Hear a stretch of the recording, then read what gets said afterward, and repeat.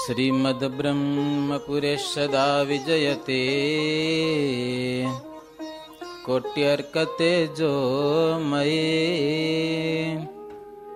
मुक्तैर्सेवित पाद पद्मजुगलः सिंहासने संस्थितः सश्रीकृष्णैहैव रम्यवपुषा धर्मात्मज तं श्रयन्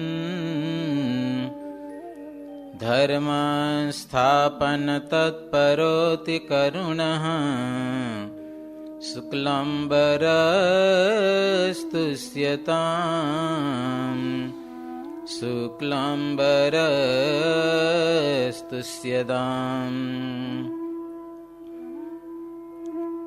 ॐ श्री हरि कृष्णाय नमो नमः। ॐ श्री घनश्यामाय नमो नमः। ॐ श्री स्वामिनारायणाय नमो नमः।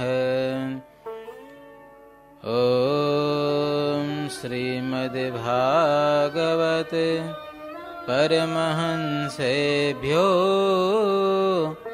नमो नमः।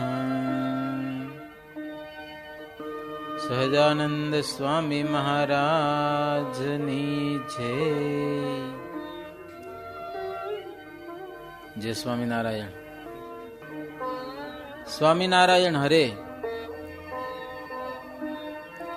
શ્રીજી મહારાજ નાના ભાઈને કહે છે, સંતમાં જેટલો ભાવ રાખશો તેટલું જીવનમાં સુખ થશે, આલોક કે પછી પરલોક। ત્યારે ઈચ્છારામ ભાઈ કે પ્રભુ,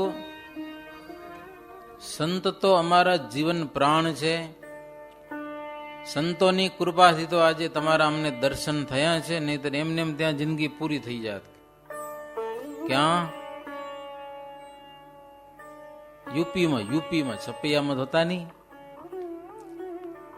ઈચ્છારામભાઈ આંબલિયા હતા અને રામપ્રતાપભાઈ લોહગંજરી ગામ હતા। માટે હવે તો સંતો જેમ કહેશે ને એવી રીતે જ અમારે કરવું છે। ત્યારે શ્રીહરિ કહે, સંતને તમારાથી અધિક કાંઈ પણ નથી, તમારા આવવાથી સંતો પણ બહુ રાજી થયા છે, સંતને પણ તમારો મહિમા છે। મહારાજ કે, પણ મહારાજ કે અમે ત્યાગી થઈને કુટુંબમાં અનુરાગ રાખે એ ત્યાગી નહીં પણ ગ્રસ્ત કહેવાય। એટલે તમારી સાથે અમે હેત રાખીએ તો ગ્રહસ્થમાં ખપી જઈએ। મહારાજ કે હો, એટલે અમે બહુ તમારામાં હેત રાખતા નથી। ત્યારે ઈચ્છારામભાઈ કે, મહારાજ વાત બધી સાચી છે, પણ બીજા ત્યાગીઓ માટે છે, તમારે માટે નથી હો। તમે કઈ સંબંધીમાં હેત રાખો તો તમે વળી ગ્રહસ્થમાં ખપી જાઓ અને ઈ તમને કોઈ ઈ કાયદો લાગુ પડતો નથી। પ્રભુ અમે બધા તમારે શરણે આવ્યા છીએ। શ્રીજી મહારાજ અને ઈચ્છારામભાઈ બધી વાત કરી, એ બધી વાત સાંભળી અને સંત અને હરિભક્તો ખૂબ જ પ્રસન્ન થયા છે। સંત હરિભક્તોની મરજી જોઈ અને શ્રીહરિએ ઈચ્છારામને વસ્ત્ર આપ્યા ને પોતે નિર્બંધપણે રહી અને હેત દેખાડતા। એમ કે ભાઈ આવ્યા છે એટલે હેત થઈ ગયું મહારાજને, એવું કોઈને ન લાગવું જોઈએ એમ। ભગવાનને કઈ સ્નેહ થઈ જતો નથી, પણ બહારથી પણ કોઈને લાગવું ન જોઈ એવી રીતે મહારાજ વર્તતા હતા। નિષ્કપટ સંત હરિભક્તમાં જ શ્રીહરિ બંધાય છે। જેને કપટ હોય ને, એવા સાધુ હોય કે હરિભગત હોય, એમાં ભગવાન બંધાતા નથી। ભગવાનને નિષ્કપટી વાલા છે। કપટીનો ભગવાન કોઈ દી ઉદ્ધાર નથી કરતા। નિષ્કપટી જેનું અંતર હોય ને એની સાથે ભગવાન પ્રીતિ કરે છે. એક કપટી ન તરે રે મહારાજ, શરણ આય સબ હી તરે. કપટી શરણે આવે તો ન તળ્યો. શું શરણે આવે બધા તરી જાય, પણ એક કપટી એ નો તરે, એ રહી જાય આ લોકમાં. જોકે મહારાજ તો સ્વયં ભગવાન છે, સાક્ષાત પુરુષોત્તમ નારાયણ છે, એટલે એમની બધી લૌકિક કે અલૌકિક જે ક્રિયા છે એ બધી જ બંધનને તોડનારી છે. તો એને ક્યાંથી બંધન થાય? પોતાના ભાઈ પરિવારમાં ભગવાનને. તેમાં લૌકિક ભાવ રાખે તેની બુદ્ધિ લૌકિક જાણવી. કેમાં? ભગવાનમાં. આજે પણ કેટલાકને એવી અક્કલ હોય છે. કેવી? કે મહારાજ એ આટલો મોટો સત્સંગ પ્રવર્તાવ્યો, આટલા બધા મંદિરો બાંધ્યા, આટલી બધી મિલકત ભેળી કરી, અને છેવટે તો પોતાના બે ભાઈને જ આપી દીધી ને, ભાઈના પરિવારને. બીજા કોઈને ના આપી, ભાઈના પરિવારને આપી દીધી. એમ કેટલાકના મનમાં હોય અને કેટલાક બોલતા પણ હોય. સમજા કે નહીં? એની જો મહારાજ પ્રત્યે આવી લૌકિક બુદ્ધિ હોય તો અલૌકિક બુદ્ધિ કેમ મળે? એને ભલે ને વચનામૃત વાંચી વાંચીને અમરું મરી જાય, અલૌકિક બુદ્ધિ એને ન મળે. ભગવાનમાં અલૌકિક બુદ્ધિ, ગમે તેવું ચરિત્ર હોય, રતો બસ્યો હતો, સમજે ને, આવું ગાંડો હતો આમ તો, પણ મહારાજ ભાઈબંધ બનાવ્યો હતો. એટલે સભા બેઠી બે જણા રમત કરે બેઠા. કેટલાક ને એમ થાય કે મહારાજને ગાંડો મળ્યો એ મુકતા નથી. કેટલાક ને થઈ જાય, પણ ભગવાન છે ભાઈ, એની વાત જ જવા દો.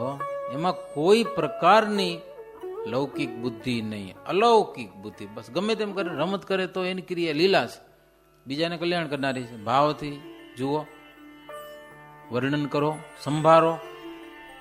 મહારાજની ગમે તેવી ક્રિયા છે એ અલૌકિક છે અને જીવાત્માને દિવ્ય બુદ્ધિને આપનારી છે.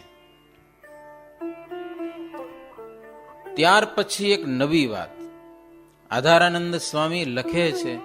મુક્તાનંદ સ્વામી ઉત્તમ રાજાને કહે છે કે હે ઉત્તમ રાજા, સંતો બધા તિલક કરતા ને, ઈ એક સ્પષ્ટ સમજો.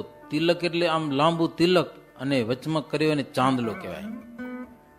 કેટલાક ચાંદલો કરીને આવે ને પૂછી કેમ તિલક નથી કર્યું? તો કે કર્યું છે ને. તો ચાંદલો છે ને, તો એને તિલક ને કહેવાય? ખબર ન હોય કેટલાને. તિલક કરતા સંતો આરીસામાં જોયા વિના કરતા, અને જેને જેવું આવડે એવું કરતા પાછા. કોઈક જાડું કરી આવે ને કોઈ કામ કરી આવે ને, એમ જાત જાતનું થતું. સૌનું સરખું તિલક થતું નહીં. સત્સંગની ગુપ્ત શરૂઆત આત્માનંદ સ્વામીએ કરી. તેમનાથી રામાનંદ સ્વામીએ સત્સંગનું મૂળ જમાવ્યું, પોષણ કર્યું સત્સંગનું. અને શ્રીજી મહારાજે તો એના પાયા અચળ કર્યા, અચળ સત્સંગના. સત્સંગ રૂપી અલૌકિક પૂર રચ્યું શ્રીજી મહારાજ. પૂર એટલે શહેર, મોટું નગર બનાવ્યું, સત્સંગ રૂપી નગર. અને ધર્મ નિયમ રૂપી કોટ બનાવ્યો. કોટમાં સમજો, કોટ એટલે કિલ્લો, રાંગ કહેવાતી ને, જબરજસ્ત, કોઈ માણસ અંદર આવી ન શકે.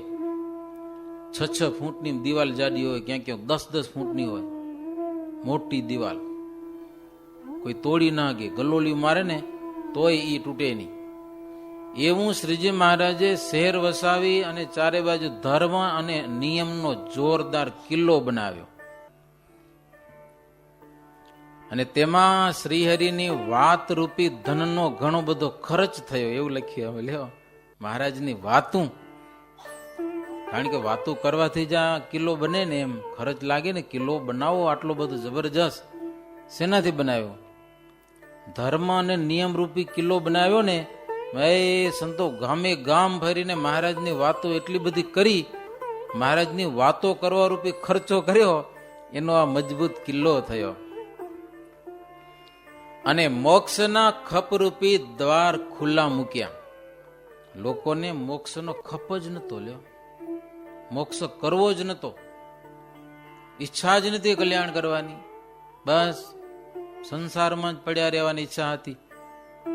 એ તો આપણે વિચારી તોય ખબર પડે કેટલો મોક્ષનો ખપ છે ને કેટલો સંસારનો ખપ છે. દિલ સામે જુઓ ને તો દિલ કે તો મોક્ષના ખપરૂપી દ્વાર ખુલ્લા મૂકી દીધા. એવી સંતો વાતો કરી કે મનમાં ઈચ્છા થઈ જાય કે બસ હવે તો મારું કલ્યાણ કરી જ લેવું, ભજન ભક્તિમાં લાગી જાય. હવે તો એક સ્વામિનારાયણ ભગવાનનું ભજન, બીજી વાત નહીં, સતત મહારાજનું સ્મરણ. આ ખપ જાગી ગયો. મોક્ષના ખપરૂપી બારણા ખુલ્લા મૂકી દીધા મહારાજે.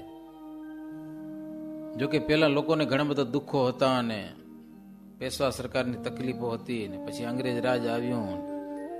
હવે બધું સુખ શાંતિ હતી. પેલા તકલીફો હતી ને તિલક ચાંદલા લોકો કરી ના શકતા. સંતોને મહારાજને એકવાર બધું તજાવ્યું હતું, કાંઈ ન કરો, ચોટીયું કપાવી, અરે લાંગ નહીં વારવાની, લો ધોતિયાની એ કઢાવી હતી. લોંગી પહેરીને સન્યાસી જેમ હાવ, નહીં પૂજા પાઠ, નહીં તિલક ચાંદલો, નહીં હાથમાં માળા, કશું જ નહીં, ને મનમાં ભજન કરો કે લ્યો. પછી અંગ્રેજનું રાજ થયું એટલે બધી શાંતિ થઈ. મહારાજ કે હવે આપણા ચિહ્નો છે ને એ વ્યવસ્થિત કરીએ, અને આ લોયામાં કામ થયું છે. સંપ્રદાયમાં તિલક ચાંદલો કેવી રીતે કરવો તે સંબંધી વાત શ્રીજી મહારાજે કરી, અને કેટલીક ચર્ચાને અંતે ઘણી બધી ચર્ચા કરી. હવે બધા પોતપોતાની મેળે કરે છે, તો એક જાતનું હવે બધાને કેમ શીખવાડવું, સભામાં વાતો કરી.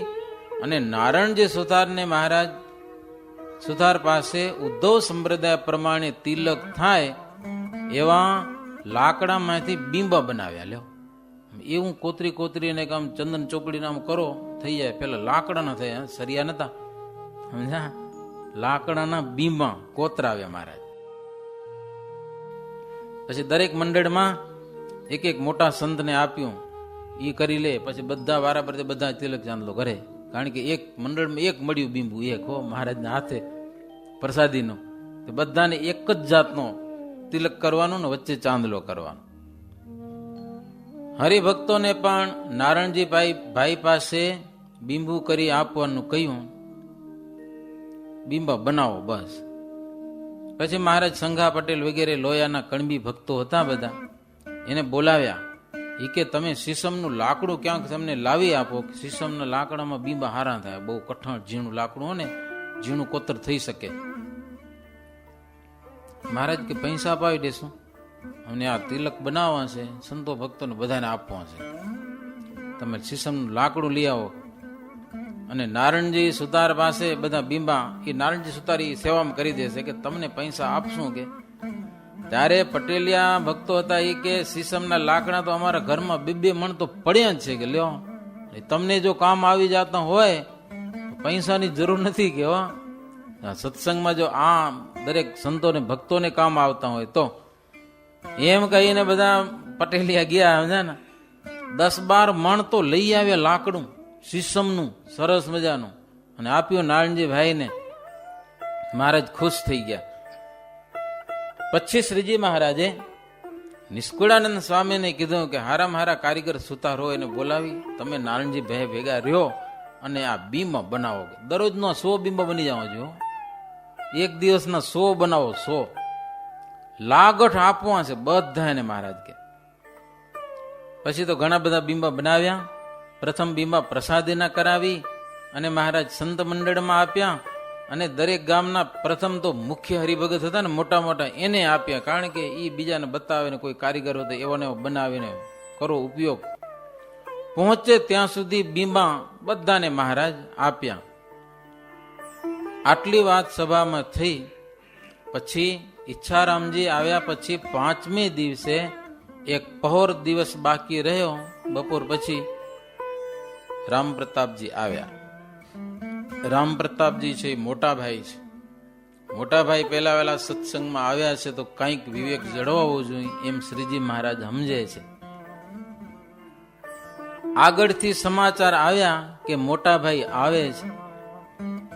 સમાચાર મળ્યા એટલે સંતોને ભક્તોને ખૂબ આનંદ થયો. એટલે શ્રીજી મહારાજ કે ભક્તોને કે હરિભક્તોને ને સંતોને કે તમે બધા સામે જાઓ, કે બાઈઓ નહીં જવાનું, ભાઈઓ બધા જાઓ, બેનો બધા બેઠા રે. બાઈઓ સિવાય સૌ સંત હરિભક્તો સન્મુખ જાઓ, મહારાજની આજ્ઞા થઈ. મહારાજ કે અમે એકલા બેઠા અહીંયા કને હો. અને ઈચ્છારામજી ભલે બેઠા હોય, એને મહારાજ કે તમે બેઠા, આપણે બે જણા બેઠા અહીં કે હો. બીજા સંતો ભક્તોને મૂક્યા હો રામ પ્રતાપજીની સામે. અને બધા ગયા. સુરા ખાચર વગેરે 10-12 સવારો તો અડધા ગાઉ સુધી ઘોડા માથે બેને સામે ગયા છે. મોટાભાઈ આવ્યા. માયાજીતાનંદ સ્વામી બધાને ઓળખાવ્યા કે આ મોટાભાઈ રામ પ્રતાપજી છે. અને સુરા ખાચર વગેરે સવારો 1-1 રૂપિયો ભેટ મૂકી મોટાભાઈને ચરણે, એટલે રાજી થાય. સંત અને વર્ણી એ બધા આવ્યા, મોટાભાઈને મળ્યા બધા. અને હરિભક્ત ભાઈઓ હતા, હેતથી પગે લાગ્યા. અને હરિભક્તો નારિયેલ મોટાભાઈને ચરણે મૂક્યું હો. પછી ગામ સુધી હરિભક્તોની લાઈન લાગી હો, મોટાભાઈને જોવા માટે.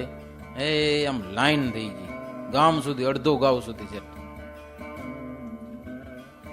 અડધો ગાવ નહીં, એક ગાવ સુધી ગામથી કરીને લાઈન થઈને ગાવથી મોટાભાઈ પણ પગે હાલીને આવ્યા હો.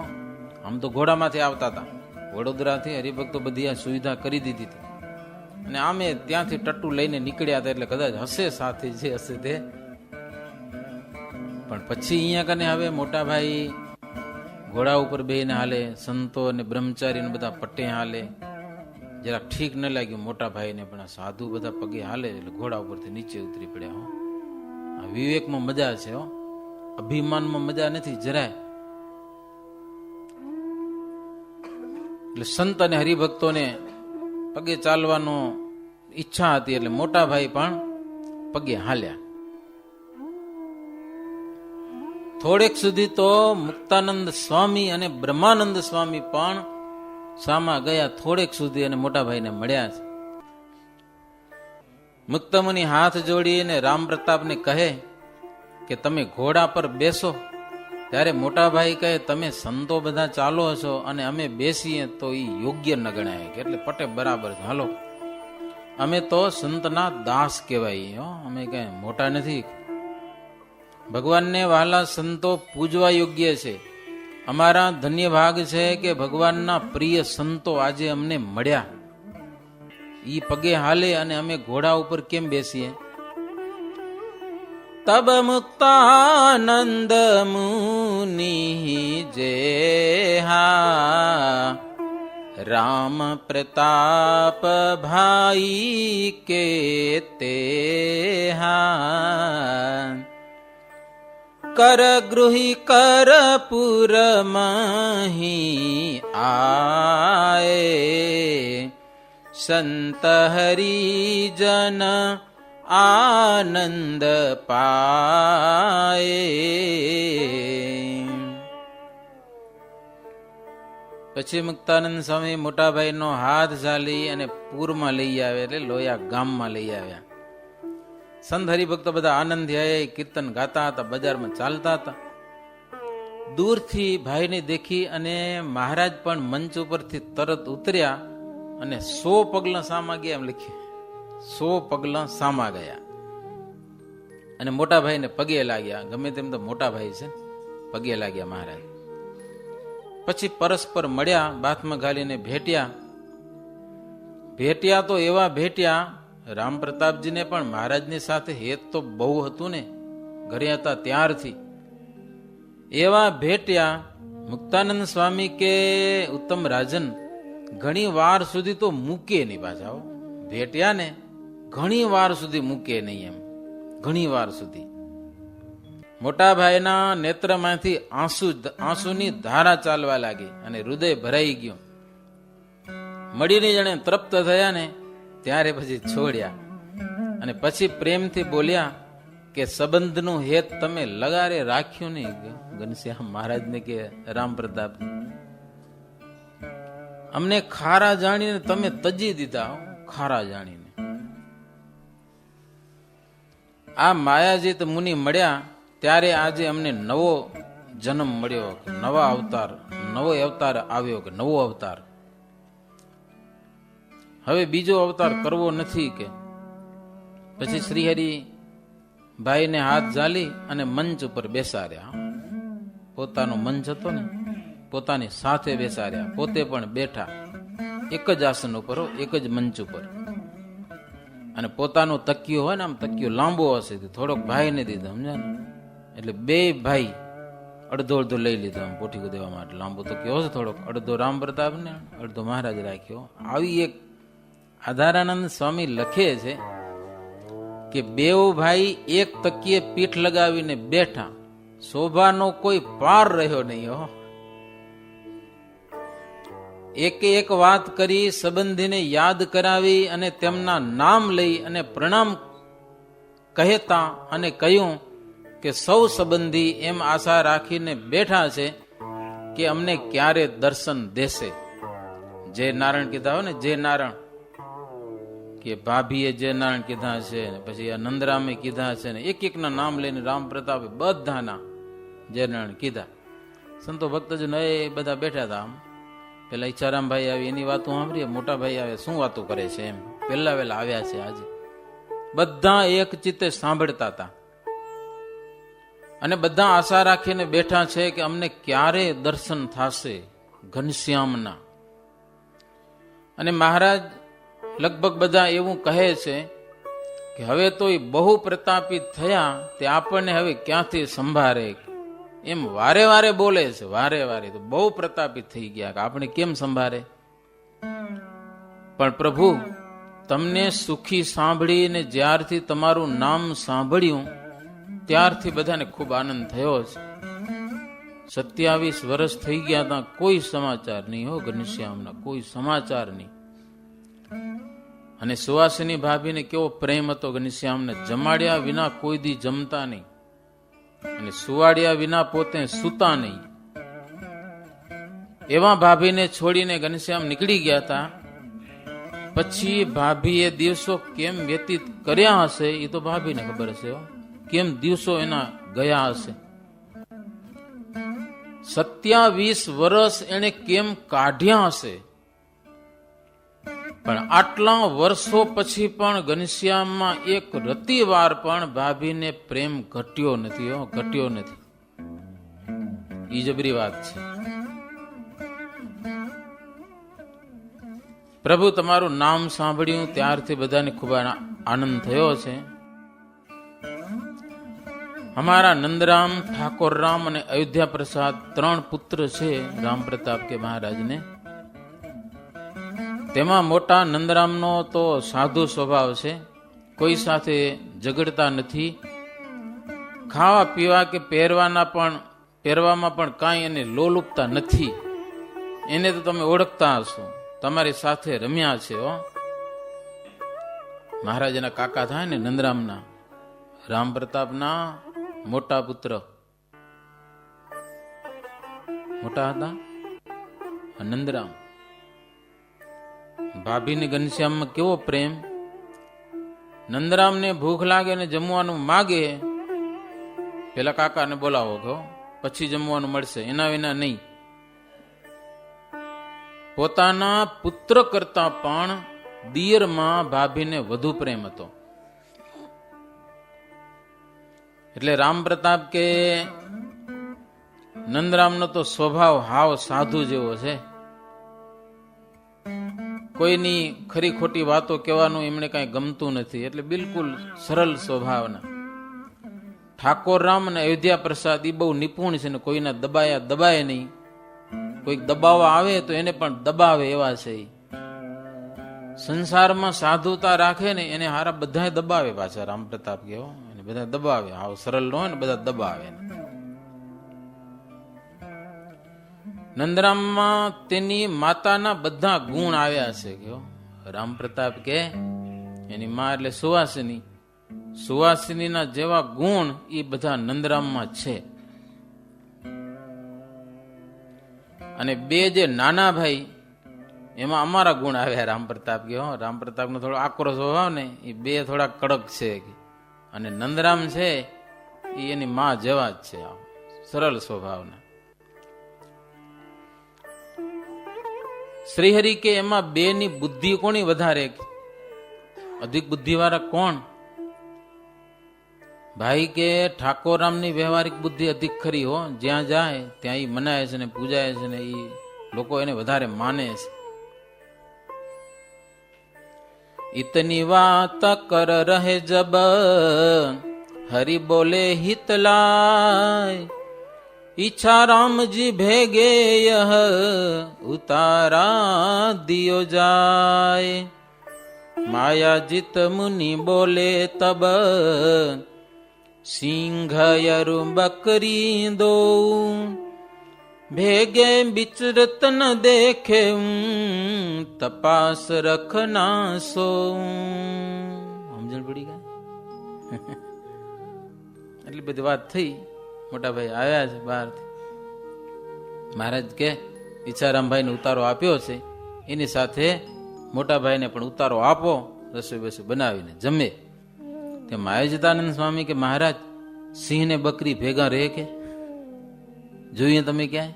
અમે તો કઈ સાંભળ્યું નથી. માયાજીતાનંદ સ્વામી કેવા એટલે મહારાજ કઈક વિચાર કરીને ઉતારો દેજો કે એમાં સિંહ અને બકરી ભેડા નો રહે કે. પછી શ્રીજી મહારાજ વાત સમજી ગયા એટલે પછી મોટા ભાઈ ને ઉતારો જુદો અપાવ્યો કે નહીં, અલગ ઉતારો અપાવ્યો. માયાજીતાનંદ સ્વામી 2 મહિનાથી ભેગા હાલીને આવે એટલે કઈક સ્વભાવ ને ખબર તો હોય ને, કઈક રસ્તામાં લીડા તો થતી જ હોય ને એમ. અને ઈચ્છારામ બિચારો ટાઢા સ્વભાવનો, ઓલ્યા ગરમ, ને 2 ભેગા વળી મજા નહીં આવે એટલે પછી અલગ ઉતારો અપાવ્યો. પછી મોટા ભાઈ રસોઈ બનાવી, પોતાને ઉતારી જઈ નાહી ધોઈ શુદ્ધ થઈ રસોઈ બનાવી અને શ્રીજી મહારાજને બોલાવ્યા કે હાલો આપણે જમી લઈ. કે લે મોટા ભાઈ પોતે હો. તેથી શ્રીહરિ જાણ્યું કે જો નહીં જાઉં તો પાછા ગરમ થશે, કે શંકરસણ નો અવતાર છે કે એટલે જવું પડશે. હાલો મહારાજ આપણે ઘણા વર્ષો પછી ભેળા જમીએ. એટલે મહારાજ પછી એનું માન રાખીને ગયા અને ઘણા વર્ષો પછી એક સાથે જમ્યા. છૂટી ગયેલું હેત નવું પામ્યા 2 ભાઈઓ, એવું લખ્યું. હવે રામ પ્રતાપજી રસોઈ બનાવી હતી તો પોતાના દેશની રસોઈ બનાવીને થાળમાં ધરી હતી અને શ્રીહરિને જુદા થાળમાં આપી હતી. એમ થાળી તો 2 ને અલગ અલગ બનાવવી પડે. પછી બંને ભાઈ જમવા લાગ્યા. હવે 2 જણા ભેગા થઈને જમે છે ને, એ સંતોને જોવાની હોશ કે કેવું જમે છે, મારે જોવા જઈએ. હાલો તે મુક્તાનંદ સ્વામી ને બ્રહ્માનંદ સ્વામી ને મોટા મોટા સાધુ પહોંચી જ આવે હો. એને પછી કાવ્ય ગ્રંથો લખવા એટલે કાંઈક જેટલું જોવા મળ્યું એટલું કામનું ને પાછું. એટલે મોટા મોટા સંતો પહોંચી આવ્યા શ્રીહરિના ચરિત્ર જોવા માટે. જોયું બધું. સાંજ વખતે શ્રીહરિ જયારે મંચ ઉપર બેઠા ને, એ સંત હરિભક્તોની વળી મોટી સભા થઈ સંધ્યા આરતી પછી. એટલે 2 ભાઈઓ માટે આસને વ્યવસ્થિત રખાવ્યા હતા એ સભામાં. ઈચ્છારામજી પહેલા પહોંચી આવ્યા હો. એ આસન ઉપર બેસી પણ ગયા. મહારાજને પગે લાગી અને બેઠા. પીછે હી રામ પ્રતાપજી જે હું, आवत भये तब ही जोते हूँ, मंच उपरी बैठने मन कीने, एक पाव ऊंचे जबलीने, भाई इच्छा राम ते वेरी, राम प्रताप के तब एरी, एक पाव पकड़ कर रखे हूँ, मंच उपरी ना चढ़ने दिए हूँ।